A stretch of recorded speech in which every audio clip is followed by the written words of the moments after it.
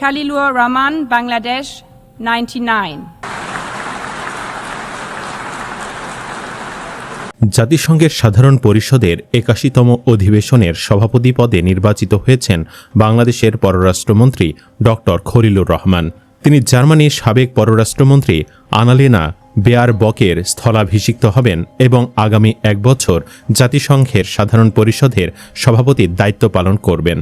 Khalilur Rahman ৯৯টি vote পেয়ে কাকে হারিয়েছেন জানেন? তিনি হারিয়েছেন ৯১ ভোট পাওয়া সাইপ্রাসের আন্দ্রিয়াস ককরিসকে। আরও জানলে অবাক হবেন, সাইপ্রাসের পেছনে কারা দাঁড়িয়েছিল জানেন? স্বয়ং ইসরায়েল আর পুরো ইউরোপীয় ইউনিয়ন। বোঝেন ঠেলা? পশ্চিমা ব্লকের ফুল প্রেশার আর লবিংয়ের মুখে ৯৯টা ভোট আদায় করে নেওয়া কি মামার বাড়ির আবদার? মোটেও না। আমাদের আজকের ভিডিওতে আলোচনা করব খলিলের জাতিসংঘ সাধারণ পরিষদের সভাপতি হওয়া নিয়ে।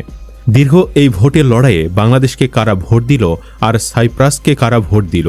জাতিসংঘ সাধারণ পরিষদের সভাপতি হওয়ায় বাংলাদেশ কোন কোন দিক দিয়ে লাভবান হবে? চলুন বিস্তারিত জেনে নেওয়া যাক।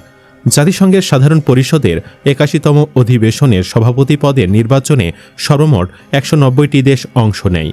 এই নির্বাচনে ডক্টর খলিলুর রহমানকে জয়ী করতে নিরলস কাজ করেছে বাংলাদেশের পররাষ্ট্র মন্ত্রণালয় সংশ্লিষ্টরা।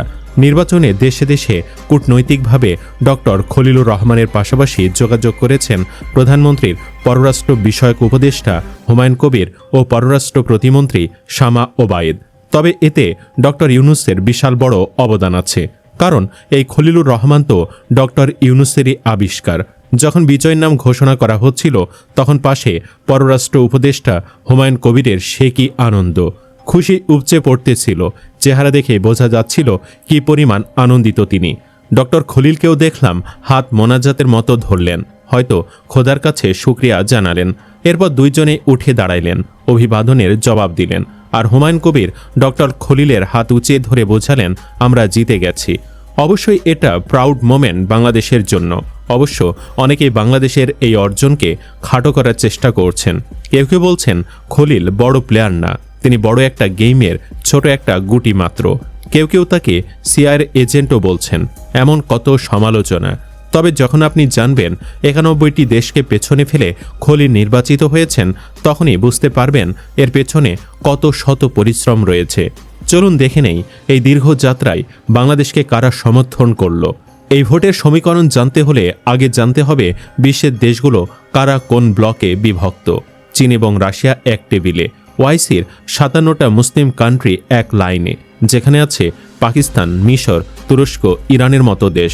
যদিও কোন দেশ কাদেরকে ভোট দিয়েছে তা জানা যায় না, তারপরেও কূটনৈতিক মিশনগুলো বলছে চীন, রাশিয়া থেকে শুরু করে ওআইসির ৫৭টা মুসলিম কান্ট্রি বাংলাদেশকে ভোট দিয়েছে। সাথে ল্যাতিন জায়ান্ট ব্রাজিল, পেরু, লড়াকু লিবিয়া ফুল সাপোর্ট দিয়েছে বাংলাদেশকে। মানে আন্তর্জাতিক রাজনীতির একেবারে হেভিওয়েট প্লেয়াররা আমাদের পক্ষে ব্যাটিং করে দিছে। আর আমেরিকা ও ভারত, তারা ছিল ফুল ডাবল গেম মোডে, ডানেও আছে বামেও আছে। কার দিকে যে ভোট গেছে ওরাই ভালো জানে। এটাকে বলে আলটিমেট ব্যালেন্সিং অ্যাক্ট। তবে ধারণা করা যাচ্ছে ভারত আমেরিকা কখনোই বাংলাদেশকে ভোট দেয়নি। এরা সবাই ইসরায়েল মানে সাইপ্রাসের গোলাম।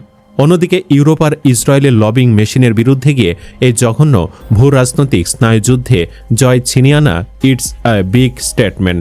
এটাকে স্টেপ নর্মাল ভোট বলে ছোট করার চেষ্টাকারীদের ফ্রাস্ট্রেশনটা সত্যিই দেখার মতো। বাংলাদেশ দেখিয়ে দিল খেলাটা যখন গ্লোবাল কূটনীতির, তখন আমরা শুধু দর্শক না, আমরাই কিংমেকার। এই বিজয়ের মাধ্যমে প্রায় ৪ দশক পর আবারও বাংলাদেশের একজন প্রতিনিধি জাতিসংঘ সাধারণ পরিষদের সভাপতির দায়িত্ব পালনের সুযোগ পেলেন। এর আগে ১৯৮৬-৮৭ সালে বাংলাদেশের সাবেক পররাষ্ট্রমন্ত্রী হুমায়ুন রশিদ চৌধুরী সাধারণ পরিষদের ৪১তম অধিবেশনের সভাপতি নির্বাচিত হয়েছিলেন। ইউএনজিএ ৮১তম অধিবেশনের সভাপতির পদে নির্বাচিত হতে প্রায় ৪ বছর আগে থেকেই কূটনৈতিক প্রচার শুরু করেছিল বাংলাদেশ। এ পদে প্রথমে ফিলিস্তিন প্রার্থিতা ঘোষণা করলেও বাংলাদেশের দাবির মুখে পরে তারা প্রার্থিতা প্রত্যাহার করে নেয়। ফলে চূড়ান্ত প্রতিদ্বন্দ্বিতা হয় বাংলাদেশ ও সাইপ্রাসের মধ্যে। তাই আবারও বলতেই হচ্ছে খলিল সাহেব জাতিসংঘের সাধারণ পরিষদের সভাপতি হয়ে গেলেন। নিঃসন্দেহে বাংলাদেশের জন্য বিশাল অর্জন। একটা লোক মাত্র 1.5 বছরের মধ্যে কিভাবে দুইটা সরকারের সবচেয়ে গুরুত্বপূর্ণ পদ পরিচালনা করে জাতিসংঘ পর্যন্ত পৌঁছে গেল, এটা বিস্ময়কর ঘটনাই বটে। ডক্টর ইউনূস ক্ষমতায় থাকলে নিশ্চয়ই এটাকে অ্যানাদার ইউনূস ম্যাজিক আখ্যা দেওয়া যেত, তবে এতে তারেক রহমানের কম অবদান নেই। আসল কথা হচ্ছে খলিল সাহেবের সাধারণ পরিষদের সভাপতি হওয়ার ঘটনাকে বাংলাদেশকে বাড়তি কিছু ফেভার দিবে। সরকার চেষ্টা করলে তার এই কানেকশনকে দেশের জন্য কাজে লাগাতে পারবে। বিশ্বব্যাপী কূটনৈতিক মর্যাদা বৃদ্ধি, আন্তর্জাতিক নেতৃত্বের স্বীকৃতি, রোহিঙ্গা ইস্যুতে এজেন্ডা নির্ধারণে ভূমিকা, দ্বিপক্ষীয় সম্পর্ক উন্নয়ন থেকে শুরু করে উন্নয়নশীল দেশগুলোর পক্ষে অবস্থান শক্তিশালী করার জন্য খলিলুর ভূমিকা রাখতে পারবেন। যদিও এ সন্দেহ রয়ে যাবে, বা ইনফ্যাক্ট এই অর্জনের মধ্য দিয়ে হয়তো আরেকটু জোরালোই হবে যে খলিল সাহেবকে আসলে ইউনূসকে দিয়ে আমেরিকায় বসিয়েছিল কিনা। কারণ আমেরিকার গ্রিন সিগন্যাল ছাড়া আসলে এই সব পদে নির্বাচিত হওয়াটা সহজ না। তাছাড়া ইন্টারিমের জন্য সবাই সরে গেলেও খলিল সাহেবই যে নতুন সরকারি গুরুত্বপূর্ণ পদে রয়ে গেছেন, এর পেছনেও তারেক ইউনূস আমেরিকার কোনো ধরনের আন্ডারস্ট্যান্ডিং ছিল কিনা, এইসব থিওরিও হয়তো আবার আলোচনায় আসবে। এসব প্রশ্নের বা থিওরির উত্তর হয়তো আমরা কখনোই পাব না, কিন্তু আপাতত ভারতকে ট্যাকল করার জন্য, ভারতীয় শত্রুতার মুখে টিকে থাকার জন্য খলিল সাহেব যদি খুব বেশি আমেরিকাপন্থী না হয়ে বা দেশবিরোধী কোনো চুক্তি না করেই তার সম্পর্ককে কাজে লাগাতে পারে, সেটাই আমাদের জন্য যথেষ্ট হবে।